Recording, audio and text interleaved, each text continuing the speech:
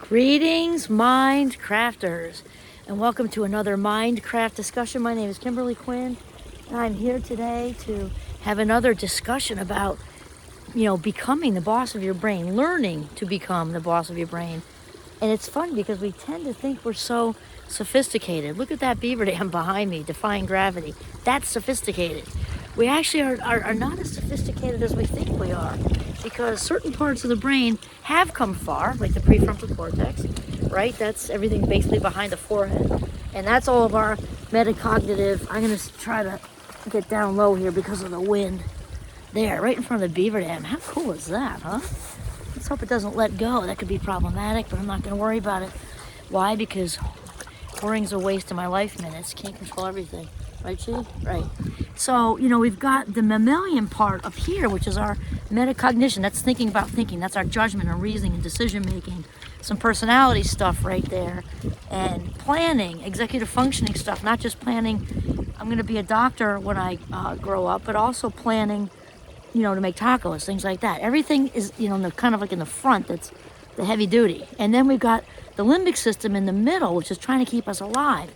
And that's referred to as the reptilian brain versus a mammalian brain. Sophistication is mostly up here. So as far as our prefrontal cortices have come, the limbic system, look at that, huh? The limbic system, not so much. And so here's the thing. Happiness can absolutely be learned. We can learn to rewire the brain for absolutely sure. Just know this going into it. Your brain's not going to do that on its own. No way. Because the brain is all about survival. From when we were being chased by, raptors. I think of them as so quick, like, or, pterodactyls swooping around, ready to scoop us up and eat us for, breakfast, lunch, and dinner, right? So we're still in that, gazillions of years later. And so just waking up on autopilot and rolling the dice and letting it all go is not the way to do it. Wake up like you're in basic training. I'm going to do this thing, because your brain is going to keep you surviving. That's the job. Not going to make you happy unless you train it to do so. And so really happiness is a lifestyle. And I wasn't joking about that basic training thing, because in the beginning, at least, just like anything, we've talked about this before. When you learn you learn to play the guitar or something in the beginning, because actually I tried this with my fast mind. I've tried a lot of things because that's how we work. We get bored very easily. So calluses on the fingers the first few weeks, right? And then, before long, you're playing Margaritaville, and it's all good. But in the beginning, it's like you get sort of mental calluses when you're learning to practice being happy. That's how it works. And then just like anything else with the guitar, playing soccer, pick another example, the maintenance gets easier. It gets easier to, just like you get better at anything. It doesn't mean you don't have to keep up with it, though. You do. You've got to keep up with it, just like playing the guitar. I tried that years ago. I couldn't play one note now because I got kind of like over it and just didn't want to do it anymore. It was fun when I did it, but now I got nothing for it because I let it go, which is fine. I picked up other things. But as far as the happiness level, not that playing the guitar can't be super important. I don't mean that, but happiness is something we really want to embrace and make part of our well-being, plan, because obviously it feels good to be happy. We want to be happy. And happiness is sort of like the appetizer to fulfillment.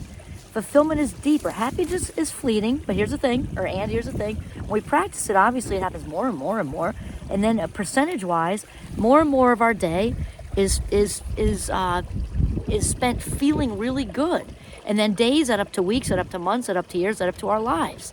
So it's super, super important to prioritize that. And then again, happiness is a precursor or appetizer to fulfillment, which is way deeper and longer lasting than happiness, right? Fulfillment is just being in alignment with your highest vibe self, and knowing your sense of purpose, feeling that meaning, and that sort of that sense of being part of something bigger than just you, right?